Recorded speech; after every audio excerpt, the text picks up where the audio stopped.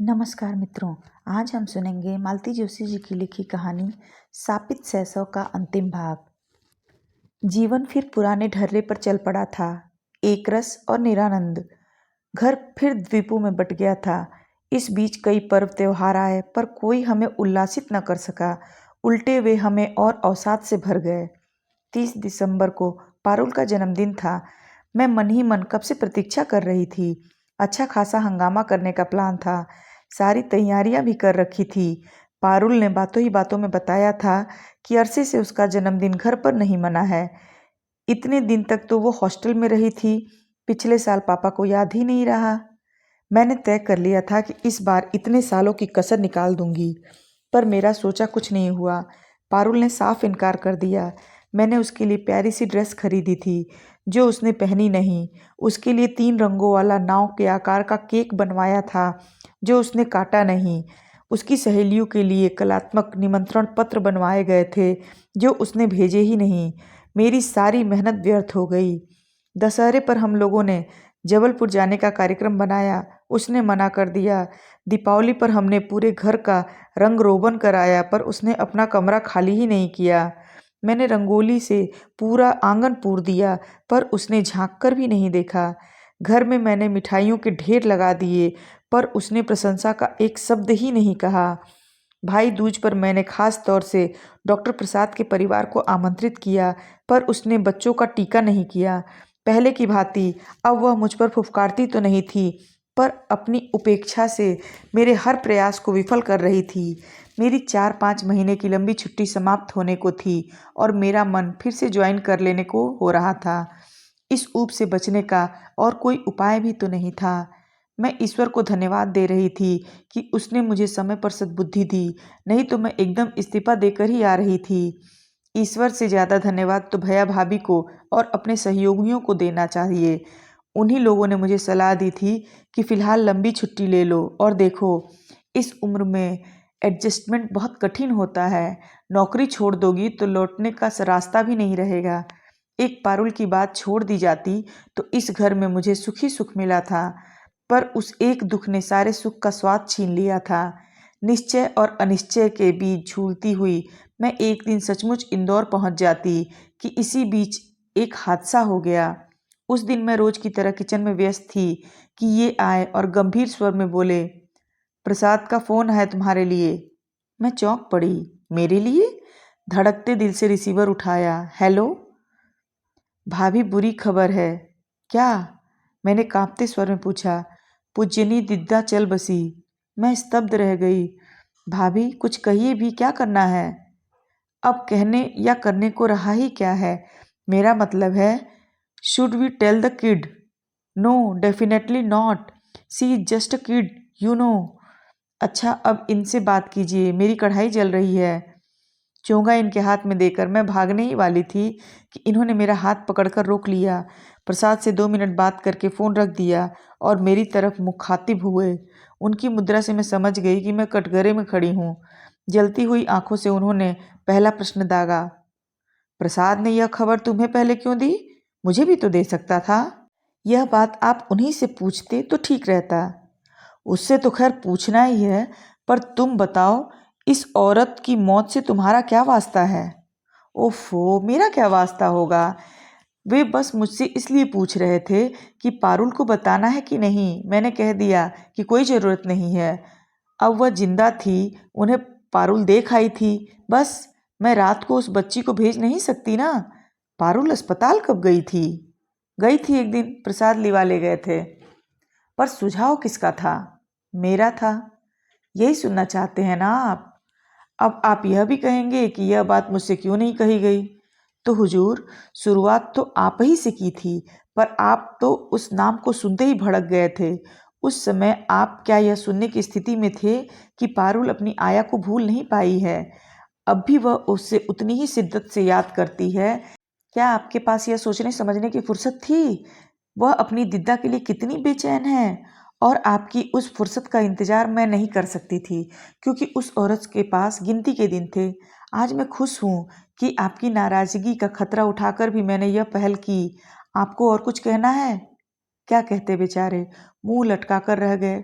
विजय के उन क्षणों में मैंने उन्हें यह नहीं बताया कि मेरी वह उदात्त कोशिश कितनी नाकाम रही, मेरे आत्मविश्वास का दुर्ग कैसे भरभरा कर गिर पड़ा है। उस दिन नाश्ता किए बिना ही वे घर से निकल गए। शायद मुझे दंड देने का इससे अच्छा तरीका उन्हें याद नहीं आया।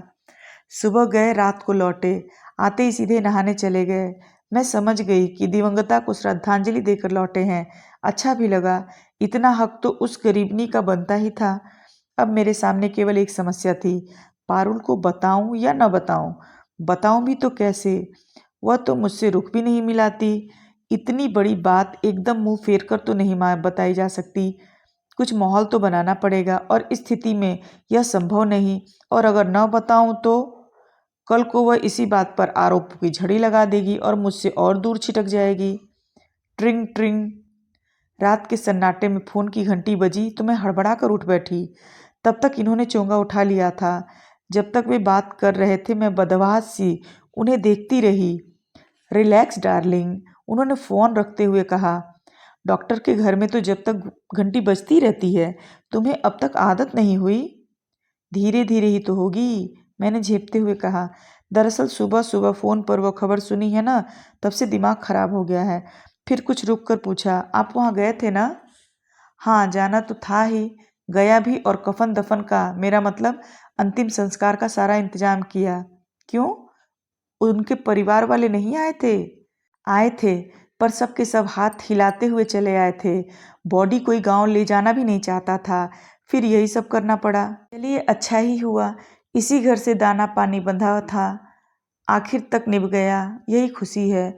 और फिर कुछ क्षण रुककर बड़े साहस के साथ मैंने कहा, सुनिए, मुझे उनके बारे में कुछ बताएंगे? इस बार उन्होंने आंखें नहीं तरेरी और न ही गुर्राए, बल्कि शांत स्वर में बोले, क्या जानना चाहती हो? यही कि वे कौन थीं, कहाँ से आई थीं, इस घर में उनका वजूद क्या था।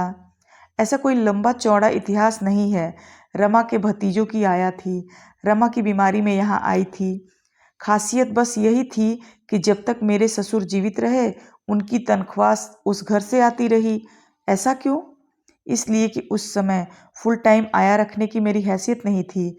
हम लोग यानी मैं और अम्मा उसके लिए इतने उत्सुक नहीं थे, किसी तरह एडजस्ट ही कर रहे थे। पर रमा असुविधाओं में जीने की आदी नहीं थी, इसलिए उनके पिताजी को दया आ गई। पर उनकी यह दया, यह मेहरबानी हमें बहुत महंगी पड़ी। क्यों? अपने ही घर में जैसे हम किसी के आश्रित हो गए। उसकी उपस्थिति हमें एक हीन बोझ से भर देती थी, वह भी हमें हिकारत से देखती थी। मेरा तो फिर भी थोड़ा लिहाज करती थी, पर अम्मा को तो उसने कभी मालकिन का दर्जा दिया ही नहीं। बेचारी अम्मा, वे तो नौकरानी की नौकरानी बन गई थी। वे दिद्दा के लिए चाय बनाती, नाश्ता देती, रोटियां सेकती, दिद्दा नाक भौं सिकोड़ कर खाती और अपने साहब को कोसती कि बेबी को उन्होंने किस कुएं में पटक दिया है। क्या वे लोग बहुत अमीर हैं? अमीर थे। रमा के डैडी की शेयरिंग प्रैक्टिस थी, बहुत कुशल सर्जन थे। अपनी उंगलियों के कमाल से उन्होंने वैभव का साम्राज्य खड़ा कर दिया था, लेकिन उस साम्राज्य का योग्य उत्तराधिकारी उन्हें नहीं मिला। बेटा उनका डॉक्टर नहीं बन पाया। शायद इसलिए उन्होंने रमा के लिए मेरा चुनाव किया था। सोचा होगा यह गरीब घर का बिना बाप का लड़का आसानी से काबू में आ जाएगा। मेरे पास अलग साम्राज्य बनाने की कुवत थी। जो सोचा था वह करके दिखाया। पर देखने के लिए न रमा रही न उसके डैडी।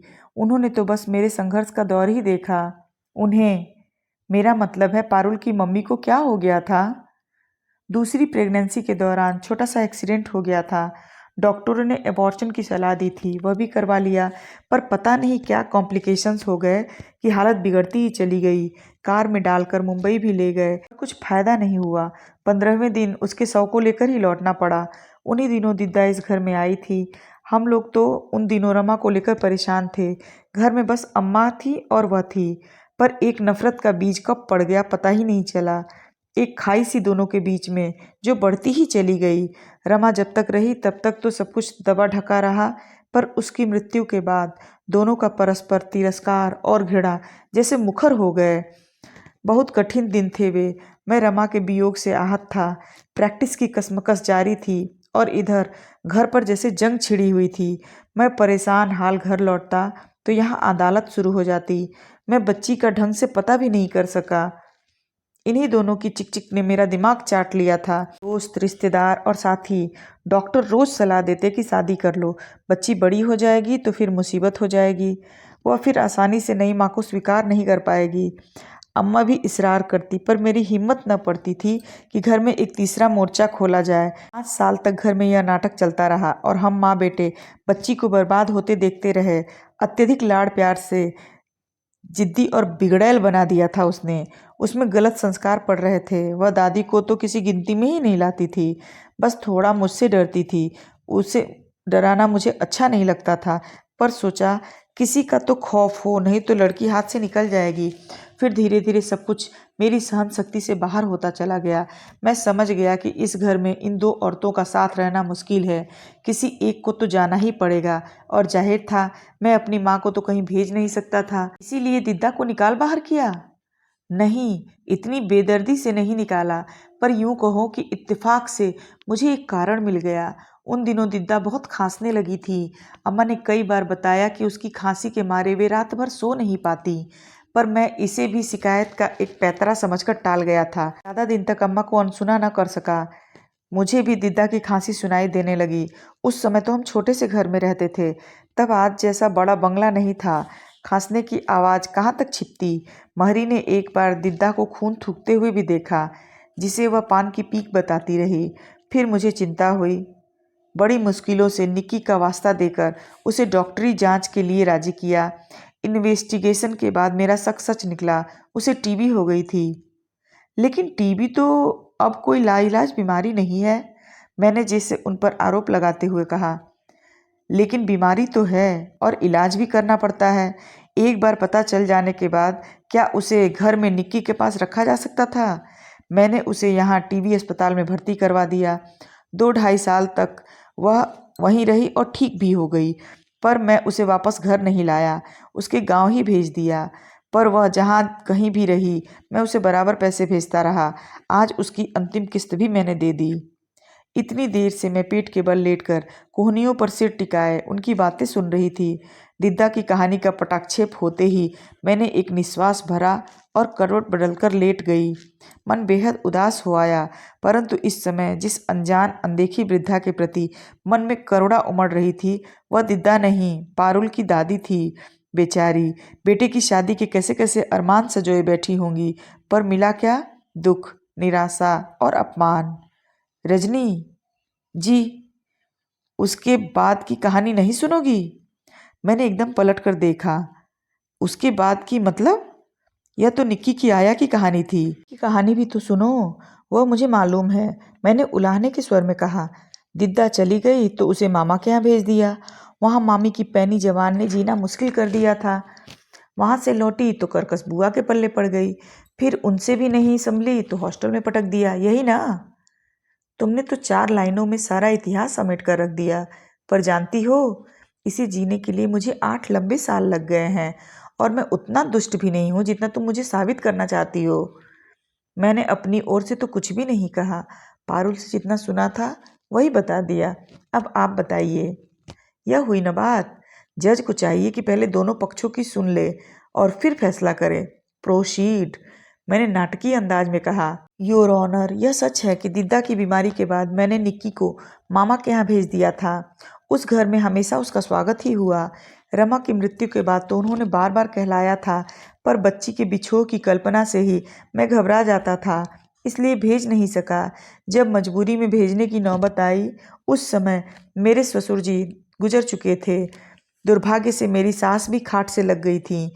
घर में आमदनी तो शून्य हो गई थी और निक्की के मामा बिजनेस के नए नए प्रयोगों में बाप की कमाई फूंक रहे थे। निक्की की मामी यूँ तो बड़ी ही अच्छी थी बेचारी, पर परिस्थितियों ने उन्हें परेशान कर दिया था। छोटे छोटे 3 बच्चे, घर में अपंग और बीमार सास, गिरती हुई माली हालत, दिमाग खराब करने के लिए यह बहुत कुछ था। उसमें पहुंच गई यह जिद्दी और बिगड़ैल लड़की। साल भर घर में जैसे कोहराम मचा रहा। हार कर बेचारे उसे वापस छोड़ गए। भाभी आंख में आंसू भरकर कहती रहीं, लाला, लड़कों का साथ है मेरा, पढ़ाई लड़की की जिम्मेदारी लेने से जी घबराता है। लड़की उस दिन सचमुच ही पराई हो गई। निक्की ने फिर कभी उधर रुख नहीं किया। अम्मा जैसे तैसे घर संभाल रही थी, पर निक्की उनके बस की नहीं थी। इसलिए मैंने दीदी की चिरौरी की और वे तुरंत चली आईं। साथ में जीजाजी भी थे। वे उसी साल रिटायर हुए थे। पर आशिकी का आलम यह था कि बीवी के बगैर एक दिन भी नहीं रह पाते थे। दीदी भी उनकी रंगीन मिजाजी से वाकिफ थीं, इसलिए बहू बेटियों के बीच उन्हें अकेले छोड़ने का खतरा उन्होंने नहीं लिया। दीदी बहुत उत्साह में भरकर यहाँ आई थीं। वे बहुओं को जता देना चाहती थीं कि दुनिया में उनकी कद्र करने वाले, उन्हें चाहने वाले भी हैं। उन्होंने मुझे आश्वस्त किया कि वे लड़की को 2 दिन में ठीक कर देंगी और वे एकदम रिंग मास्टर की तरह शुरू हो गईं। उनकी शक्ति देखकर अम्मा भी सिहर गई थी, पर बच्ची के कल्याण की कल्पना करके चुप रह गई थीं। उन दिनों निक्की का जीवन एकदम घड़ी की सुइयों पर चलता था। समय पर सोना, जागना, रोज नहाना, दोनों वक्त कंघी करना, ब्रश करना, समय से स्कूल जाना, नियमित होमवर्क करना, दोनों वक्त ट्यूशन पढ़ना, इत्यादि इत्यादि।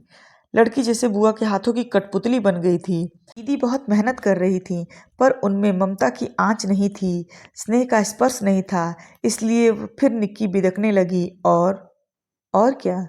मैंने उनकी चुप्पी को तोड़ा। आज समझ में आ रहा है अम्मा ने किस मुश्किल से यह बात मुझसे कही होगी। मुझे आज भी कहने में शर्म आ रही है। कौन सी बात? अम्मा अपने देवता स्वरूप दामाद के प्रति एकाएक संकालू हो उठी थीं। रसिया तो जन्म के थे, पर इतनी सी लड़की पर जोर डालेंगे यह नहीं सोचा था। सहज स्नेह से वंचित, लाड़ दुलार के लिए तरसती 10-12 साल की निक्की आसानी से उनके हाथ आ गई थी। वह दिन भर उनसे चिपटी रहती। दीदी देखती और सुलग उठती, अम्मा देखती और मन महसूस कर रह जाती। आखिर एक दिन अम्मा ने मुझसे कह दिया, बेटा, इन बूढ़ी आंखों में अब चौकीदारी करने की ताकत नहीं है। तू अगर लड़की को सर्वनाश से बचाना चाहता है तो किसी अच्छे हॉस्टल में डाल दे, नहीं तो मैं सुख से मर भी नहीं पाऊंगी। अम्मा ने जीवन भर इतना सहा था कि मैं उनको दुखों का बोझ और बढ़ाना नहीं चाहता था, इसलिए वही किया जो अम्मा ने कहा था। के कल्याण का दूसरा कोई रास्ता भी नहीं था, पर पता नहीं क्या क्या गलत हो गया जिसके कारण सारी उठापटक करता रहा। वही मुझसे रूठ गई। मैं तरस कर रह जाता हूँ कि वह मुझसे बात करे। वह मुझसे बात नहीं करती, करती भी है तो उसकी जबान पर जैसे कांटे उगाते हैं, लहूलुहान कर देती है। उसकी आंखों में झांकती घृणा मुझे अपनी ही नज़र में छोटा बना देती है। मैं उसे इससे आगे वे बोल नहीं पाए। पुरुष थे, शायद इसी से जब्त कर सके, नहीं तो फफक पर रो ही पड़ते। मुझे अपने ही ऊपर शर्म हो आई। हमेशा पारुल के लिए ही सोचती रही मैं। मेरी बगल में लेटा हुआ यह व्यक्ति, यह भी तो कितना अकेला है। इसे भी तो अपनों ने ही छला है। किसी ने स्नेह का, संवेदना का स्पर्श नहीं किया, केवल समस्याएं ही दी। आपकी भूल क्या थी बताऊं? मैंने उनके बालों में उंगलियां फेरते हुए कहा। जिसके लिए आपने इतनी उठापटक की, उसके मन में झांकने की, वहां लिखी इबारत पढ़ने की आपने कोशिश नहीं की। परिस्थितियों पर आपका वश नहीं था, मंजूर है, पर उनकी व्याख्या तो की जा सकती थी, अपनी मजबूरियां तो समझाई जा सकती थी। आपने सोचा होगा छोटी सी बच्ची है, क्या समझेगी। यहीं आप चुप गए। बच्चे बहुत समझदार होते हैं। शत्रु मित्र की पहचान वे फौरन कर लेते हैं। उनके संवेदनशील मस्तिष्क पर हर बात का जल्दी से और गहरा असर होता है, इसलिए उनके राग द्वेष भी स्थायी होते हैं। मेरे पास उस समय इतना सोचने समझने की फुर्सत ही कहाँ थी। मैं तो अपने अस्तित्व की लड़ाई में व्यस्त था, इसलिए तो यह मोर्चा हार गए। मैंने उस गंभीर प्रसंग को हल्के फुल्के ढंग से समाप्त कर दिया ताकि वातावरण का तनाव कुछ कम हो जाए, और वह हुआ भी। थोड़ी ही देर में इनकी नाक बजने लगी, लेकिन मैं सुबह तक आंख नहीं झपका सकी। मैं कमरे में बैठकर बुनाई कर रही थी कि वह दंदनाती हुई सामने आकर खड़ी हो गई। मुझे बुलाया था? हाँ, तुम्हारे मामा के यहाँ से मनी ऑर्डर आया हुआ है, और राहुल की चिट्ठी भी। चिट्ठी? किस खुशी में? दरअसल हुआ यह कि राखी पर तो मैं चूक गई, पर मैंने तुम्हारे मामा जी को भाई दूज का टीका जरूर भेज दिया था। उसी पत्र में बच्चों के नाम तुम्हारा टीका भी भेज दिया था। उसी का जवाब आया है। तुम्हारे मामा ने बड़ा सुंदर पत्र लिखा है। आप मेरे लिए रिश्तेदार क्यों जुटाती फिर रही हैं? मैंने आपसे उसी दिन कह दिया था कि मुझे कोई इंटरेस्ट नहीं है। उस दिन की बात और थी पारुल। वे प्रसाद अंकल के बच्चे थे। उसे तुम रिश्ता जोड़ना कह सकती हो, पर ये तुम्हारे अपने भाई हैं, तुम्हारे मामा के लड़के हैं। नहीं, ना तो कोई मेरा मामा है न भाई। आप ये चिट्ठी और रुपए अपने पास ही रखिए। कम ऑन पारुल, इतना गुस्सा नहीं करते। अच्छा 5 मिनट जरा बैठो तो, तुमसे कुछ बात करनी है। इस तरह तनकर खड़ी हो जाती हो तो मुझे टेंशन हो जाती है। अनिच्छा से ही सही वह पलंग की पाटी पर बैठ गई, जैसे किसी भी क्षण उठकर चली जाएगी। अच्छा यह बताओ, तुम्हारा यह गुस्सा असल में किस पर है, मुझ पर या अपने भाइयों पर? अगर भाइयों पर है तो उन्हें माफ़ कर दो। अरे बचपन में तो सभी भाई बहन लड़ते झगड़ते हैं। मेरी माँ कहती थी कि बचपन में जिनमें लड़ाई होती है, बड़े होकर वे एक दूसरे पर जान छिड़कते हैं। तो बेटे, बचपन की बातें इतने दिनों तक थोड़े ही याद रखते हैं, सब भूल जाते हैं। देखो तुम्हारे भाई भी भूल गए, तुम भी उन्हें माफ़ कर दो। और अगर तुम मुझसे नाराज़ हो पारुल, तो विश्वास करो, मैंने जानबूझकर तुम्हें कभी चोट नहीं पहुंचाई। मेरा इरादा तुम्हारा जी दुखाने का नहीं था। दरअसल मैं सांस लेने के लिए रुकी तो एक बात बिजली की तरह मेरे मन में कौंध गई। मैं तुम्हें उस जगह कभी न भेजती पारुल, पर मुझे उस मरणासन औरत की इच्छा का मान रखना पड़ा। फांसी पर चढ़ने वाले की भी अंतिम इच्छा पूछी जाती है, उसका सम्मान किया जाता है। फिर ये तो तुम्हारी दिद्दा थी। आप कहना क्या चाहती हैं? यही कि दिद्दा ने तुम्हें एक बार देखना चाहा था। तुम उन्हें कितना याद करती हो, उससे कहीं ज़्यादा वे तुम्हें याद करती थीं। तुम्हारे पास तो फिर भी एक दुनिया थी, स्कूल की, कॉलेज की, पुस्तकों की, सिनेमा की, सहेलियों की, लेकिन उनके पास तुम्हारी यादों के सिवाय क्या था? इसलिए उनकी इच्छा का मान रखना ही था। इतना हक तो उनका बनता ही था। उनके प्यार का कर्ज था तुम पर, ये तो चुकाना ही था। सबको अपने हिस्से का कर्ज खुद ही उतारना पड़ता है। तुम्हें पाल पोसकर दिद्दा ने इस घर पर जो उपकार किया, पापा बराबर उसका हिसाब चुकाते रहे हैं। अंतिम संस्कार तक उन्होंने अपना यह कौल निभाया है। अंतिम संस्कार? किसका? यही कहने के लिए तो मैंने तुम्हें यहाँ बुलाया था। चिट्ठी तो कोई भी तुम्हारे पास तुम्हारे कमरे में दे आता, पर यह खबर तो मुझे ही देनी थी ना पारुल। दिद्दा नहीं रही, उसका सिहरना मैंने साफ देख लिया। अच्छा हुआ जो तुम लोग उस दिन अस्पताल हो आए। तुम्हें देखने की बड़ी साध थी उन्हें। नहीं जाती तो मन में पछतावा रह जाता। वह पलंग की पाटी पर बैठी थी, धीरे से मेरे पास सरक आई। मम्मी, मुझे क्या फिर वहाँ जाना पड़ेगा? मैंने देखा उसके होंठ कांप रहे थे और चेहरे पर भय पुता हुआ था। मृत्यु से साक्षात करने का हौसला कितनों के पास होता है। फिर यह तो लाख दिलेर ही सही, पर थी तो एक नन्ही सी लड़की ही। उसके बदहवास चेहरे को देखकर मुझे प्यार हो आया। उसका चेहरा अपनी हथेलियों में थाम कर मैंने कहा, नहीं बेटे, तुम वहाँ क्या जाओगी? प्रसाद अंकल ने पूछा भी था, पर मैंने साफ मना कर दिया। कहीं बच्चे ऐसी जगह जाते हैं? थैंक यू मम्मी, उसने कहा और धीरे से अपने को छुड़ा लिया। थोड़ी देर तक दीवार की ओर ताकते हुए चुपचाप बैठी रही, फिर सहमी सी आवाज़ में बोली, उस दिन उन्हें अस्पताल में देखकर मेरा मन कैसा हो आया था।